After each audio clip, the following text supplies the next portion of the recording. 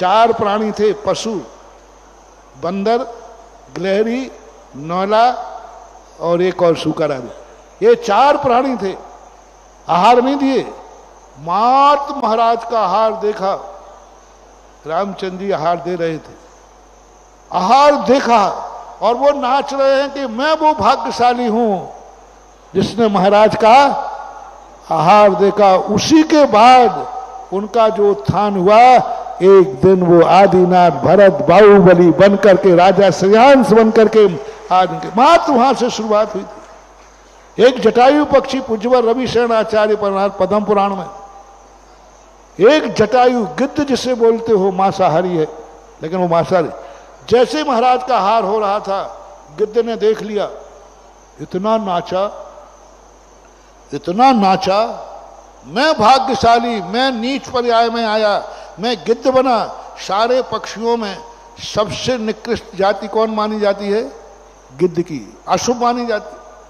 और वो महाराज का आहार इतना नाचा, इतना नाचा कि महाराज के अंजलि से गिरा हुआ पानी नीचे बह गया चौके के बाहर। उस पानी में ऐसा लोटा कि उसके सारे पंख स्वर्णमयी हो गए। मात देखने मात्र इतना नाचा वो, मैं भाग्यशाली हूं, मैंने देखा है भगवान का आहार। मैंने देखा भगवान निम्न पक्षी होकर के भाग्यशाली, मैंने भगवान का आहार देखा, पर नाच उठा वो। मैं भाग्यशाली हूं, कौन कहता है मैं नीच पक्षी हूं? मैं भाग्यशाली हूं, मैंने महाराज का आहार देखा। जब मुनिराज ने उसको देखा तो मुनिराज कह के गए सीता जी से, रामचंद्र जी से, ये पक्षी सम्यक दृष्टि है, इस पक्षी की सुरक्षा करना, इस पक्षी को व्यवस्थित रखना। और बताते हुए पक्षी फिर वहीं रहा। हमारे धर्म के अनुसार, जैन दर्शन के अनुसार, जब सीता का अपहरण किया, वही गिद्ध पक्षी ने रावण से युद्ध किया। पहले, सबसे पहले रावण से युद्ध करने वाला कौन था? जो गिद्ध मुनिराज के आहार देखकर भाग्यशाली हुआ था, अभाग्य मान रहा था, दुर्भाग्य नहीं। और जब सीता का अपहरण हुआ, उस समय गिद्ध पक्षी सबसे पहले रावण से लड़ा, लेकिन रावण ने अपनी खड़ग से उसके क्या कर दिए? पंख काट दिए। गिद्ध पक्षी को जब तक वो रामचंद्र जी लौट के आते हैं तो गिद्ध पक्षी रोते हुए नहीं बोलता। लक्ष्मण ने कहा, हे गिद्ध, तूने मेरे कारण, मेरी भाभी कारण तेरा जीवन, बोले नहीं, ये दुर्भाग्य नहीं है, मेरे अभाग्य हैं कि मेरे पंख कटे तो माता सीता की रक्षा करने में कटे, धर्म में कटे, और मैं महाभाग्यशाली होकर मर रहा हूं क्योंकि मैंने मुनिराज का आहार देखा है। मैंने एक नारी की रक्षा करने की परवाह, प्राणों की परवाह ना करके किया है, महाभाग्य। इसलिए मात अपने जीवन में कुछ भी करने में भाग्यशाली मानो, भाग्यशाली, कसायशाली नहीं।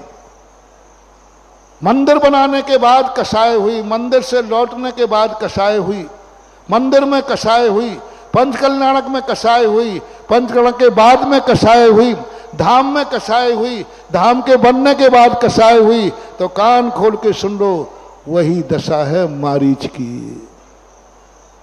फैसला आपको करना है कि मंदिर बनने के बाद, मंदिर में जाने के बाद, पंचकल्याणक में बैठने के बाद, पंचकल्याणक में सेवा करने के बाद, क्या पंचकल्याणक में भी आपके मन में कोई कसाय तो नहीं है? अभी भी कसाय बढ़ रही है, अभी भी कसाय में, पंचकल्याणक में अभी कसाय की चर्चाएं हो रही हैं। मंदिर में बैठे हो तब भी कसाय हो रही है, अभिषेक कर रहे हो तब भी कसाय है। तो उनको मैं आगाज करना चाहता हूं सारे भारत को,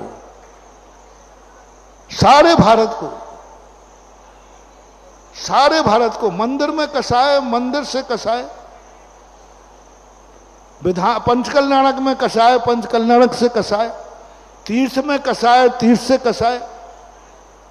अरे जय, ये पंचकल्याणक वो हैं, ये भगवान का मंदिर वो है जहां 10 जन्म के बैरी भी बैर भूल जाते हैं, बैर भूल।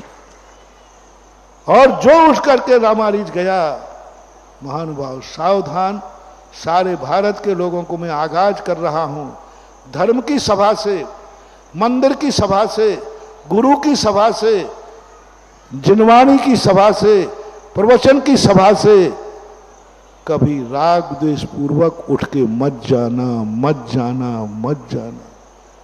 चाहे भली कितना भी स्वार्थ हो, कितना भी जन्नत मिलती हो, चाहे हमारी सब कुछ बर्बादी होती हो, लेकिन हम धर्म की सभा से कभी उठ करके, और किस कारण से, राग द्वेष के कारण नहीं जाएंगे। नहीं तो देखो तुम किस खेत की मूली हो, तुम किस बाप के बेटे हो। तीर्थंकर का पोते को इस कर्म ने नहीं छोड़ा। तीर्थंकर के पोते, भरत चक्रवर्ती का बेटा, बाहुबली का भतीजा, बाहुबली का भतीजा, चक्रवर्ती का, आदिनाथ का पोता, कितने संबंध अच्छे हैं। उसके बावजूद भी उसे 8 करोड़ बार गधा, 60,000 बार कौआ, 60,000 बार वेश्या और 30,000 बार कुत्ता बनना पड़ा। एक बार की सभा उठने का परिणाम है, एक बार की सभा में उठने का, वो भी कसाय के कारण से। आत्मा कांप जाती है मेरी, मैं कांप जाता हूं कि कल के दिन क्या होगा। मैं भी बचा के नहीं जानूंगा, बचा पाऊंगा कुछ नहीं। इसलिए महानुभाव, भले तुम शेर बन गए हो, ये मत सोचना अब हमें तो सब कुछ मिल गया है, 1 सेकंड लगना है। बोलो ना, मूस को पुनः भव, सब कुछ मिट जाएगा, सब कुछ खत्म हो जाएगा। आज जैन कुल बन करके आज जिनेंद्र की पूजा कर रहे हो, कल तुम इसके सोचने लायक भी नहीं रहोगे। जय जिनेंद्र। अगर आपको मेरी वीडियो अच्छी लगती है तो प्लीज़ मेरे चैनल को लाइक करें, शेयर करें और सब्सक्राइब करें। Thank you.